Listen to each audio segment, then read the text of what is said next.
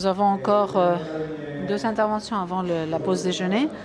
Igor de Cuadra qui va intervenir. Il vient de Molletres et il va nous parler donc de la danse. Et donc vous avez la parole. Bonjour. Merci, Iker.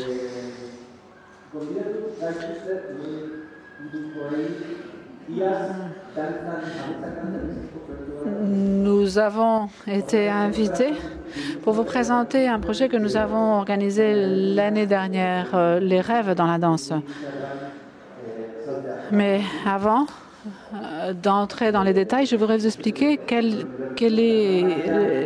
qu'est Molletres pour que vous puissiez mieux comprendre ce qu'est notre démarche artistique. Après, à la fin, j'évoquerai un projet que nous allons organiser cette année avec l'Orchestre symphonique de Bilbao. Molletres,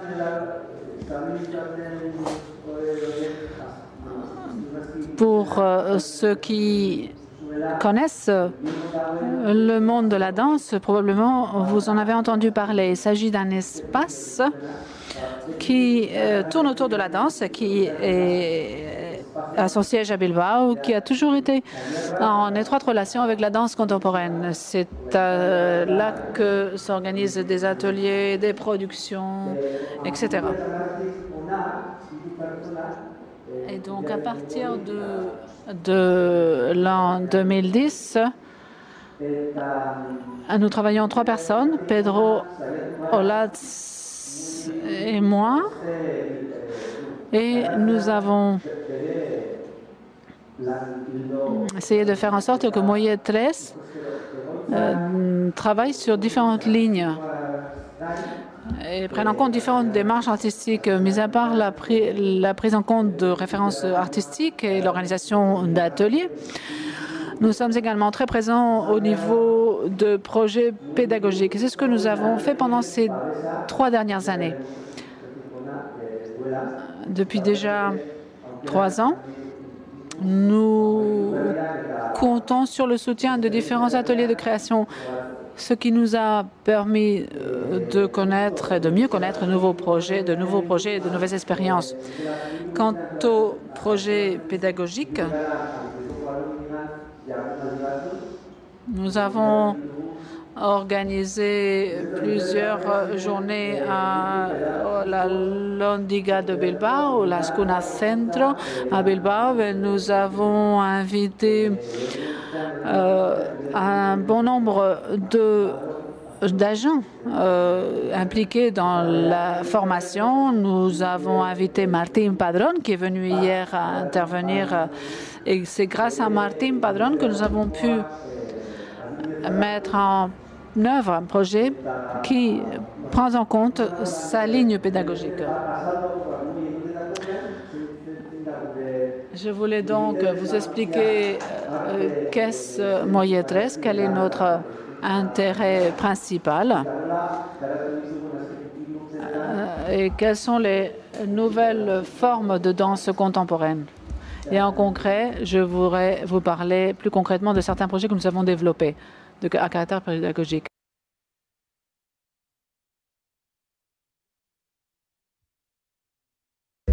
Donc en 2012, nous avons organisé des journées. Nous avons organisé un atelier avec Martín Padrón. Et ceci était donc, nous avons organisé au sein d'un lycée, le lycée de Bilbao. Le directeur vraiment souhaitait compter sur notre collaboration. Et c'est pour cela qu'il nous a offert la possibilité de travailler avec eux. Et qu'avons-nous fait avec les professeurs de langue et philosophie à ce moment-là, avec les profs de langue et philosophie?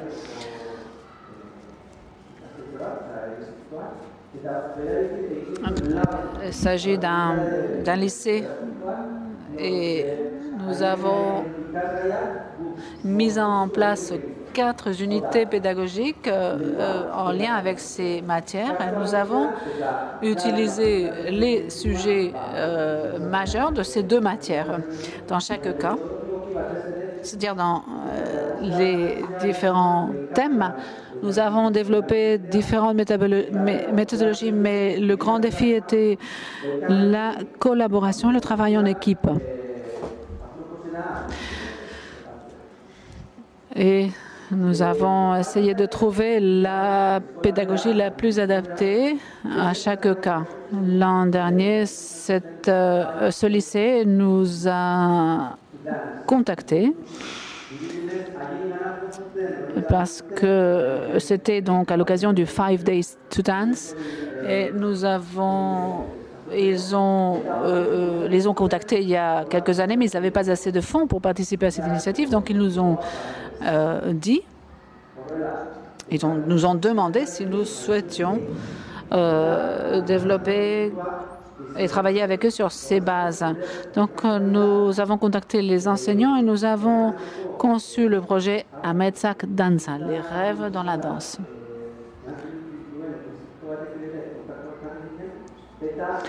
Nous avons également contacté les agents responsables des audiovisuels et ils ont adopté notre projet, mais à partir de l'approche audiovisuelle afin de pouvoir concevoir une vidéo. Et je vais donc par la suite vous passer cette vidéo.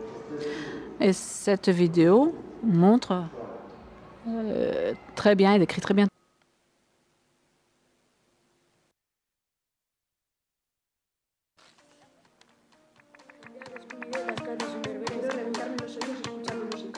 Hartarme de cine y básicamente enriquecerme intelectualmente. Por último, me gustaría dejar huella en el mundo. Aún no sé cómo. Vivo con el miedo de que el trabajo que tenga en el futuro me impida divertirme con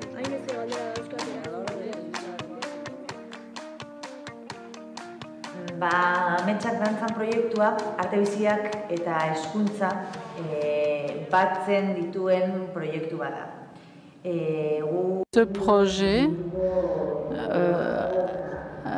donc cette vidéo est sous-titrée, donc nous allons essayer de vous résumer un petit peu le contenu. Donc c'est une démarche avec les élèves et les enseignants pour essayer de proposer, notamment aux élèves du lycée, un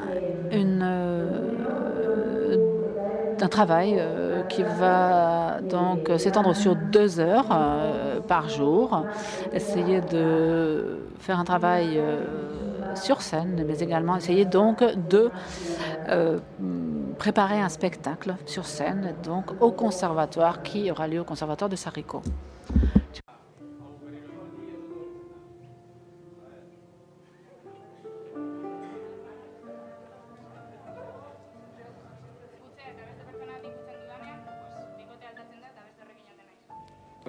Proiektu honen hasieran plantatu genuen izan zen ikasleak parte hartzea. Eta nola parte hartu, eskatu genien beraiei idazlan bat egitea.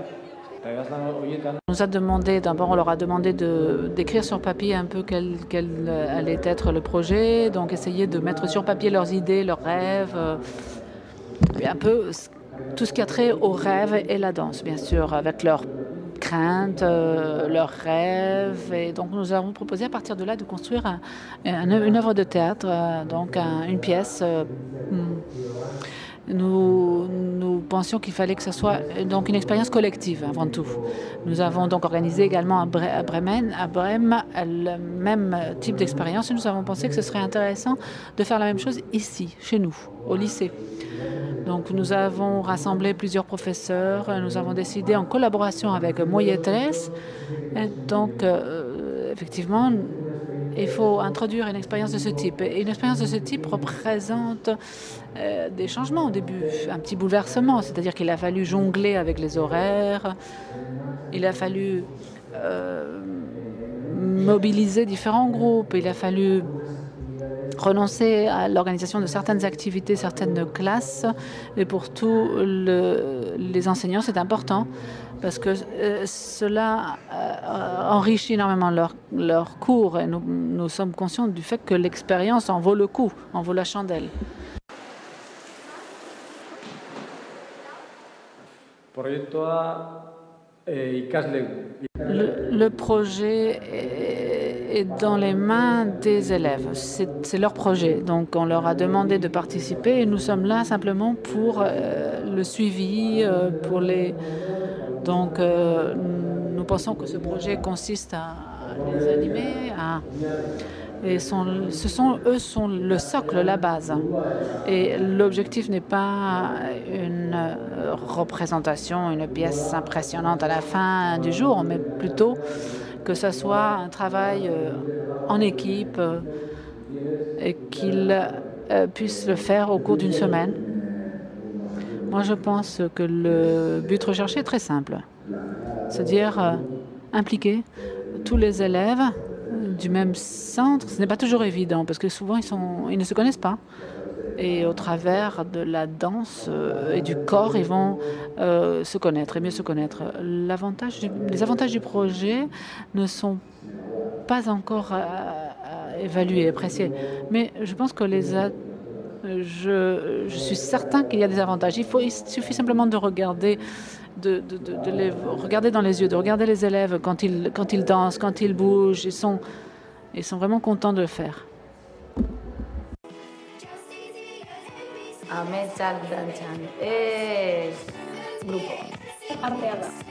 C'est un groupe, une équipe.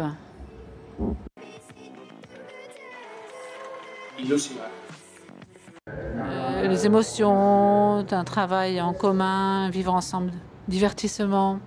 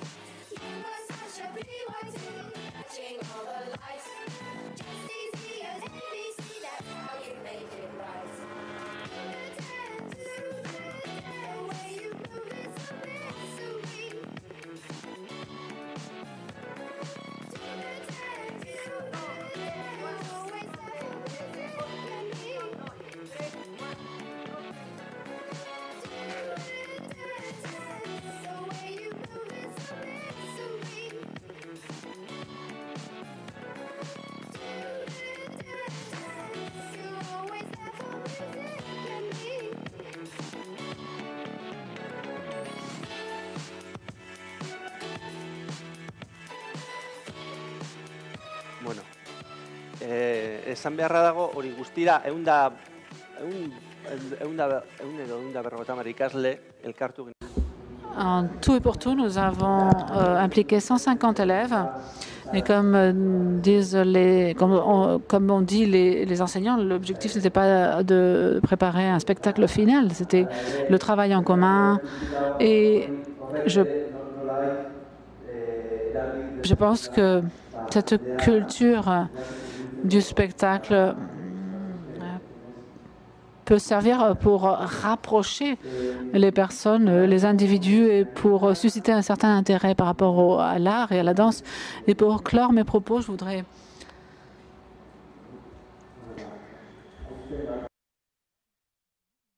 voudrais vous dire que cette année, nous avons démarré notre projet qui s'appelle Gisaphoniak, qui tourne autour de la musique classique et le mouvement.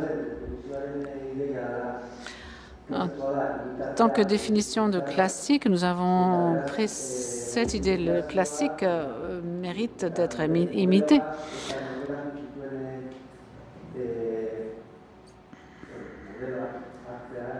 Et nous avons souhaité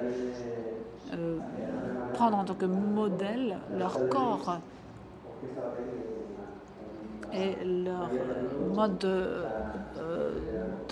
se relationner. Nous allons travailler cela, nous allons voir. Ce projet va voir le jour au mois de mai. Nous allons voir ce qui se passe. C'était la préparation que je souhaitais vous présenter. Merci de votre attention.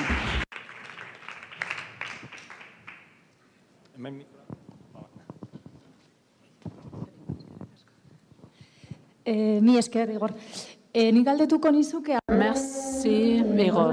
J'aurais une question. Je voudrais te poser la suivante question. Est-ce que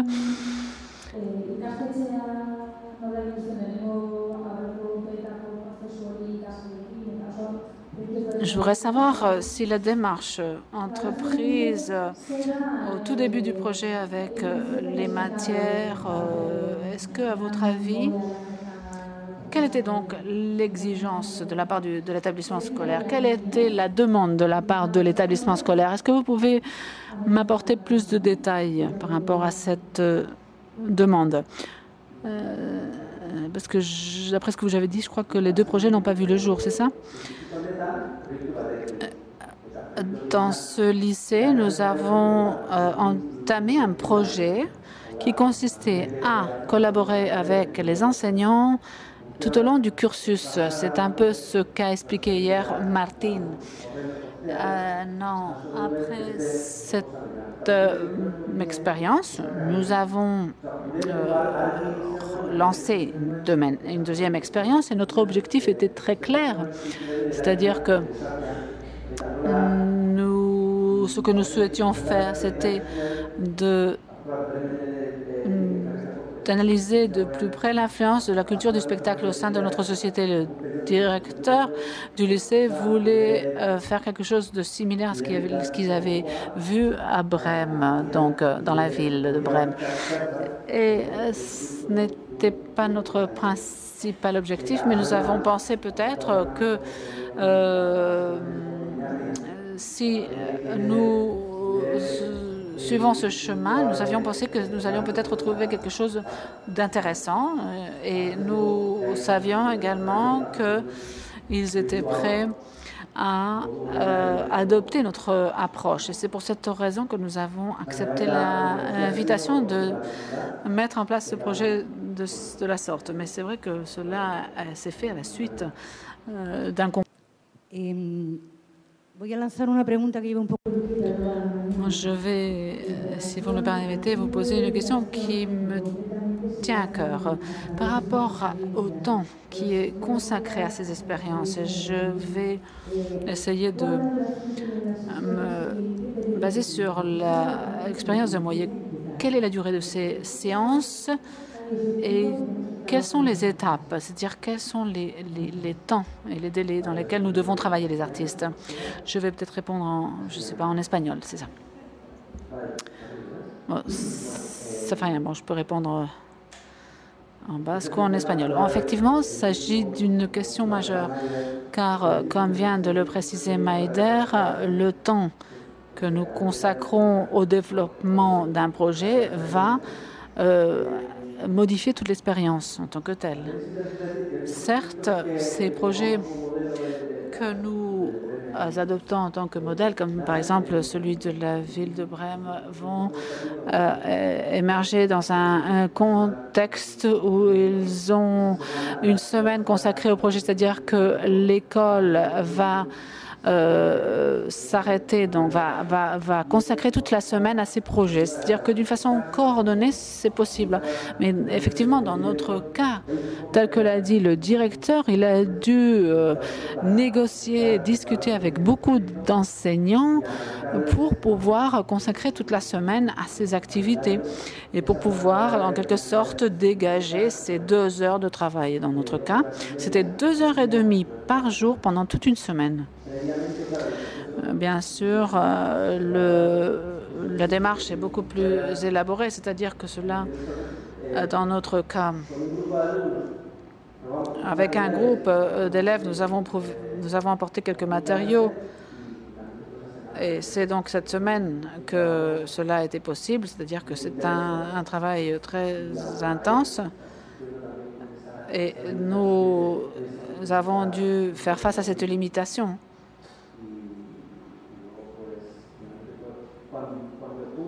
Quand cela se passe ainsi, les gens sont conscients de l'effort que nous faisons et je pense que cette année, ça va être différent. Mais c'est vrai que nous faisons face à une situation et à un contexte qui n'est pas toujours évident. C'est-à-dire que ces propositions ne sont pas toujours évidentes à inscrire dans le cursus. Une question pour elle, pour l'intervenante précédente, pour la personne qui vient de poser la question, pardon. Pourquoi est-ce que cela te soucie, t'inquiète? Je ne sais pas. Pourquoi? Quelle est la raison de cette inquiétude? Bon, cela me préoccupe parce qu'avec des séances de travail de 2 heures, 2 heures et demie, je pense que ce n'est pas suffisant. Ça peut être... c'est assez limité. Je pense que cette expérience devrait se dérouler sur plus de jours ou plus d'heures. Bon, enfin, c'est mon avis particulier, bien sûr. Nous pourrons peut-être parler de cela plus tard.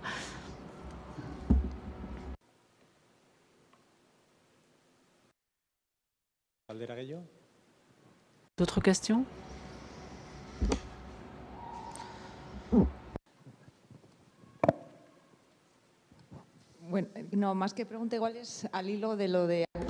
Plus qu'une question, c'est pour revenir sur ce qu'a rebondi Anna. Je crois que ce que vous proposez va au-delà de ce que vous nous avez présenté, c'est-à-dire que cela signifie de comprendre tout le modèle d'enseignement. Et étant donné que l'architecture des écoles et des espaces de formation, c'est-à-dire quelle est l'utilisation des espaces, des classes, enfin, cela entraînerait d'autres conséquences. Oui. Excusez-nous, mais nous n'avons pas de son dans la cabine. Le micro ne marche pas. Pouvez-vous leur faire signe que le micro ne marche pas? Bon, sur cette ligne, étant donné que c'est quelque chose qui nous tient à cœur, il s'agit d'actions très ponctuelles et limitées dans le temps. J'ai même entendu dire à quelqu'un que les systèmes éducatifs ont développé leurs propres anticorps pour que cela ne soit pas brisé, qu'il n'y ait pas de rupture. C'est-à-dire que ce sont des initiatives un peu particulières qui vont qui vont briser la dynamique et les démarches. Donc s'il y a énormément d'événements qui émergent, à ce moment-là, le système va réagir et va s'ouvrir. Mais essayer de le faire de l'intérieur, c'est extrêmement difficile.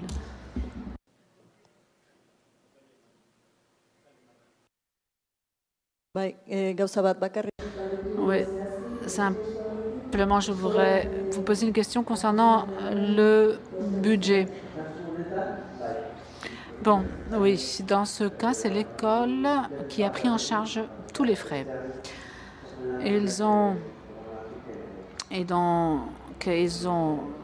collaboré avec une partie du budget, mais après, bien sûr, nous avons reçu un financement de la part des ateliers de créativité. Moi, ce que je vois, c'est que de Dantzarunea, Corpus Aldea, quand nous avons essayé de travailler avec ces projets, nous sommes toujours heurtés à ces problèmes. C'est-à-dire que les établissements scolaires n'ont pas assez d'argent pour contribuer à ce type de projet. Il y a énormément d'enseignants ici. Quelle est votre opinion à ce sujet? Parce que l'on dit oui, c'est très intéressant, mais est-ce que cela est possible? Est-ce que c'est faisable? De la part des artistes, je ne doute pas qu'ils s'engagent. Ils font tout pour que cela ait lieu. Des projets comme Dantzarunea, Dantzabis, je suis sûre que les institutions peuvent apporter leur petit grain de sable, mais je ne sais pas comment est-ce que vous le voyez, comment vous appréciez cette situation. Merci à toutes et à tous, parce que ce qui est dit ici est très intéressant. Pour reprendre un peu ce que vous venez de dire, nous pouvons faire énormément de choses dans le domaine de l'innovation pédagogique. Je suis sûre qu'il peut y avoir des lignes de financement et en fonction des sujets, des matières, cela pourra être consacré à différents programmes. Par exemple, le co-enseignement émotionnel, vivre ensemble. Il y a des aides qui sont consacrées à ce type de matière. il faut connaître l'architecture, la structure, mais il faut être conscient du fait que les centres, les établissements scolaires vont également solliciter des aides et vont avoir des fonds qui pourront consacrer à ce type de démarche artistique, bien sûr.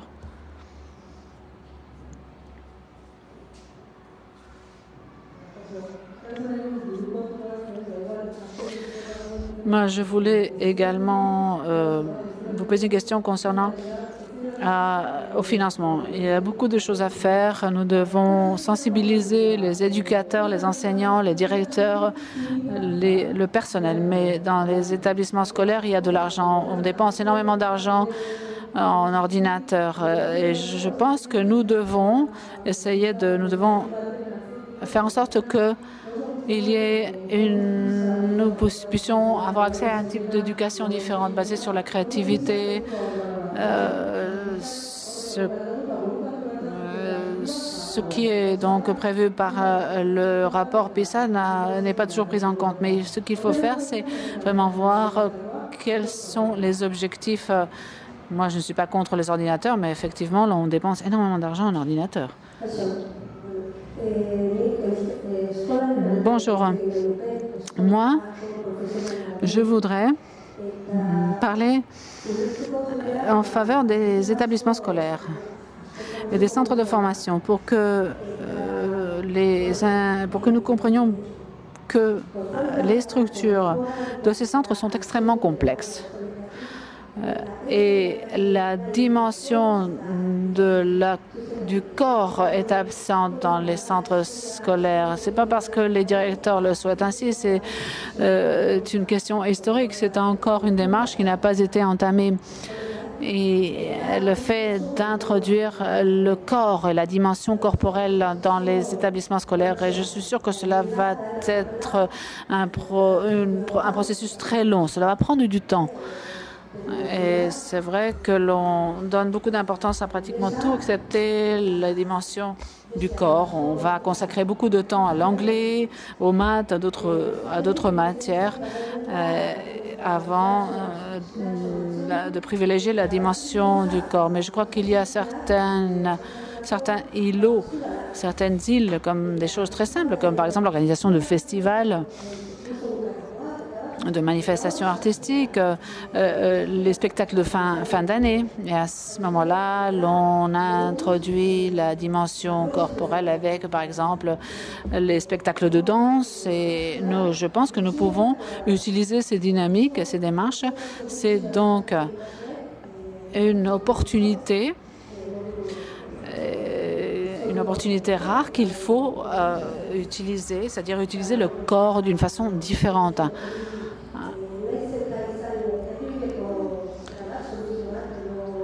Cela peut devenir une solution intermédiaire, c'est-à-dire nous pouvons peut-être arriver à un compromis, mais il faudrait reconnaître l'importance que cela a. Par rapport à ce que vous avez mentionné sur le fait que nous soyons encore un peu en périphérie, moi je pense que des projets comme le nôtre sont déjà dans les centres scolaires. C'est vrai que les enseignants l'ont même accepté et ce sont les enseignants qui devront à l'avenir venir nous contacter et venir nous solliciter. Bien sûr, un aspect essentiel, c'est l'argent. S'il n'y a pas d'argent, et maintenant nous sommes en pleine crise, nous ne pouvons pas nous leurrer, il n'y a pas assez d'argent. Et moi, je partage cette opinion, pas celui de l'informatique, mais on peut économiser de l'argent. Et c'est vrai effectivement qu'on dépense beaucoup d'argent en informatique. Mais bon, il y a peu d'opportunités. Et je pense que il ne suffit pas d'organiser ces spectacles de fin d'année, parce que finalement, cela banalise un peu la danse. C'est un peu la fête, mais après, savoir travailler énormément dans les classes, c'est dur. Il faut travailler dur. Moi, j'ai fait des études techniques. J'ai eu du mal donc à finir mes études, et je vois que ces enfants, les petits-enfants, souffrent souvent à l'école. Donc, si nous faisons ça à la fin de l'année simplement et de façon très isolée, l'on va perdre de la fraîcheur, c'est-à-dire qu'il faut les vivre au jour le jour. Cela ne suffit pas d'une seule journée. Si l'on travaille, par exemple, la biologie, la littérature, et tout d'un coup, dans seul dia, c'est une semaine ou à tout casser 10 jours, cela va rester, ça va être très limité. Donc, et même il y aura des gens qui diront, moi, c'est pas la peine que je participe, parce que je pense qu'il faut faire, c'est faire en sorte de perpétuer, de donner peut-être plus d'importance à ce type de spectacle.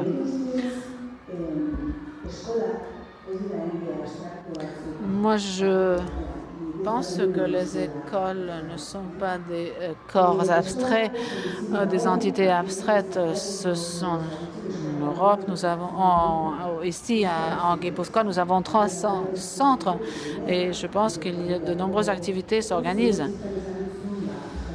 Peut-être que nous savons ce que font les jeunes dans d'autres centres et nous savons qu'ils font pas mal de choses. Les centres scolaires sont des corps vivants et nous savons que lorsque les propositions viennent de l'extérieur, mais ce sont des propositions solides et qu'elles sont faisables, elles peuvent s'inscrire parfaitement dans le cursus. Moi, ce que je pense, c'est que les propositions qui sont lancées par les institutions ne sont pas collaboratives, c'est-à-dire ce sont souvent que deux moniteurs qui s'occupent d'une activité. Moi, je pense qu'il est indispensable, bien sûr, de compter sur un financement, mais également sur une collaboration étroite entre tous les enseignants. Nous savons que l'éducation et les arts sont indispensables dans le contexte de l'enseignement. Cela va imprégner les autres activités parallèles et je suis sûre que les centres et les établissements scolaires sont prêts à accepter les propositions venant de l'extérieur. C'est pour cette raison qu'il est important de discuter entre interlocuteurs. Cela également est en étroite relation avec la vie des quartiers. 2016 ne travaille pas que dans le thème du corps, mais également dans le thème de la musique, de l'expression plastique, le grand concept, c'est-à-dire les arts vivants. Et non seulement l'école en a besoin, mais toutes les sociétés ont besoin de cela.